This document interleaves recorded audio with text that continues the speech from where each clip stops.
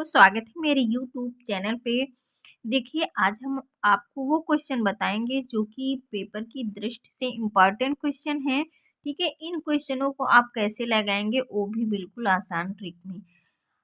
देखिए पहला क्वेश्चन आपको क्या कह रहा है, निम्नलिखित को दशमलव के रूप में लिखिए, ठीक है? यानी कि इसको आपको दशमलव में बदलना है। तो अब आपको क्या करना होगा कि आप इसका लासा लेंगे, उसके बाद आप क्या करेंगे, इसके हर बराबर करेंगे। ये सब आप ऐसा कुछ भी नहीं करना है, बस आपको क्या करना है, इस क्वेश्चन को देख कर के आपको जवाब देना है। आइए हम आपको बताते हैं इसको कैसे बिल्कुल ही आसान ट्रिक में करेंगे। इससे पहले अगर आप चैनल पे नए हैं तो चैनल को सब्सक्राइब कर लीजिए, लाइक कर दीजिए, क्योंकि इसी तरह की नई-नई ट्रिक के साथ रोज़ाना की तरह मैं वीडियो लाती हूँ। तो आप जो है कि चैनल को ज़रूर सब्सक्राइब करें, लाइक ज़रूर करें और वीडियो को शेयर करें। देखिए इस क्वेश्चन को आपको समझना है इस तरह का, अगर कोई भी क्वेश्चन आपको मिलता है तो आपका क्वेश्चन कभी भी गलत हो ही नहीं सकता। तो देखिए इसमें आपको क्या समझना है, जैसे ये आपकी दी गई, यहाँ पे कोई भी संख्या हो सकती है, ठीक है? यहाँ पे जैसे 2 0 दिया, फिर 9 दिया गया, फिर 0 नहीं लगा, उसके बाद फिर क्या बटे में संख्या आ गई, यहाँ पे 10 है, फिर आपका बटे में संख्या आ गई यहाँ पे 100। जब इस क्रम में आपको दिया होगा तो सीधे से आपको क्या करना है, ये जो संख्या लिखी है इसको लिख लेंगे, फिर 9 लिख लेंगे, फिर क्या करेंगे, यहाँ पे जैसे ही बटे में संख्या आती है वो आपको यहाँ पे देखना है 0 क्रम से लगे, यानी 1 0 है, 2 0। तो सीधे से आपको क्या करना है, जैसे संख्या बटे में आए तो आप यहाँ पहले दशमलव रखेंगे, फिर उसके बाद क्या करेंगे, यहाँ पे 4 लिखेंगे, फिर उसके बाद 1 लिख लेंगे। यानी यही आपका जो है कि क्या हो गया आंसर, ना तो आपको गुणा करना पड़ा, ना भाग, ना लासा, ना कुछ भी नहीं करना पड़ा, आपका आंसर मिल गया। यानी 29.41 जो कि आपका ऑप्शन नंबर ए इसका करेक्ट आंसर हो जाएगा। क्वेश्चन है आपका कि 30 डिग्री सेंटीग्रेड को फ़ारेनहाइट में बदलने पर प्राप्त होगा। देखिए आपको जैसे यहाँ पे फ़ारेनहाइट में पूछे या डिग्री सेंटीग्रेड, दो में से एक जरूर से जरूर पूछता है, तो सीधे से आपको सूत्र याद कर लेना है, C/5 बराबर हो जाएगा आपका F-32 हो जाएगा 9। इस सूत्र को आप याद कर लीजिए। आपसे चाहे सेंटीग्रेड वाले पूछे, सेल्सियस पूछे या फ़ारेनहाइट पूछे, देखिए फ़ारेनहाइट पूछ रहा है यानी एफ का मान निकालना, तो यहाँ पे आप सी का मान रख देंगे, 30 बटे क्या कर लेंगे 5 बराबर एफ माइनस हो जाएगा 32 बटे हो जाएगा 9। देखिए 5 छक्का हो जाएगा 30, ठीक है, 5 छक्का 30, इस केस में गुणा हो जाएगा, 9 छक हो जाएगा आपका 54, 54 ये इधर माइनस में है, इधर आ जाएगा तो ये प्लस में हो जाएगा 32, ठीक है। यहाँ पे जो बचेगा आपका यफ बराबर बचे, इसको जोड़ लेते, 4 2 हो जाएगा 6, 5 3 हो जाएगा 8। यानी आपका जो है कि 86 फ़ारेनहाइट हो जाएगा, आपका ऑप्शन नंबर ए इसका करेक्ट आंसर हो जाएगा। देखिए क्वेश्चन है आपका सिंपलीफिकेशन से, जब भी इस तरह का क्वेश्चन मिले तो सबसे पहले इसमें क्या करते हैं, जो रेखा ब्रैकेट होता है उसको हटाते हैं, फिर क्या करते हैं छोटा ब्रैकेट, फिर मंझला ब्रैकेट, फिर बड़ा ब्रैकेट, इसको हटा करके तब इसमें हम आपस में जोड़ते घटाते हैं। आइए इसको करते हैं। तो ये जो लिखा हुआ है 7 माइनस लिखा है 5 माइनस, उसके बाद अभी मंझला ब्रैकेट लगा के रखेंगे, अभी हमको रेखा ब्रैकेट हटाना है, ठीक है। 5 माइनस यहाँ पे रेखा ब्रैकेट हटा देंगे, 4 से 3 जाएगा तो 1 बचेगा, ठीक है। रेखा ब्रैकेट हट गया है, उसके बाद अब बचा छोटा।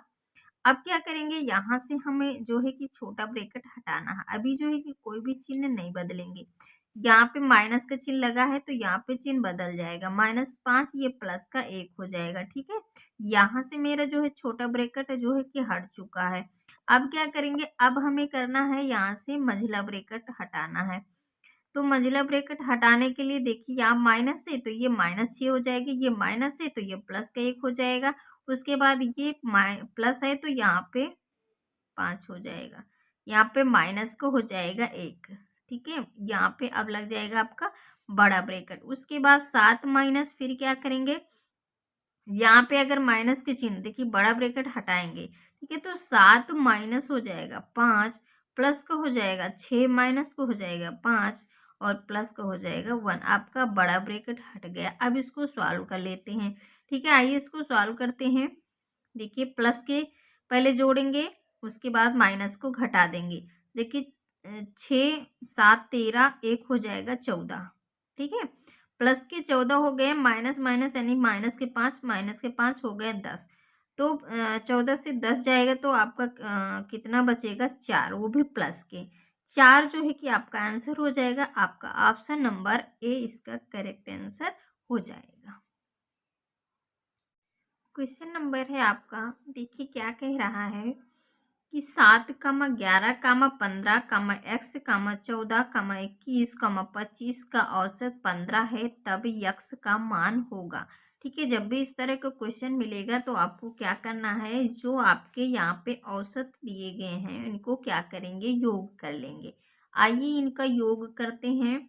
यहाँ पे जो संख्या दी गई है यानी कि लिखेंगे यहाँ पे औसत बराबर, तो औसत बराबर जो होता है यानी कि औसत बराबर क्या होता है, कुल संख्याओं का योग। ठीक है, तो कुल संख्याओं को हम कर लेंगे यहाँ पे योग।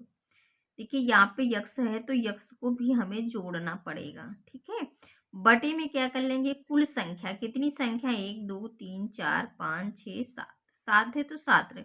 यहाँ पे आपको औसत इन्होंने बता रखा 15, यानी ये चीज आपका 15 है।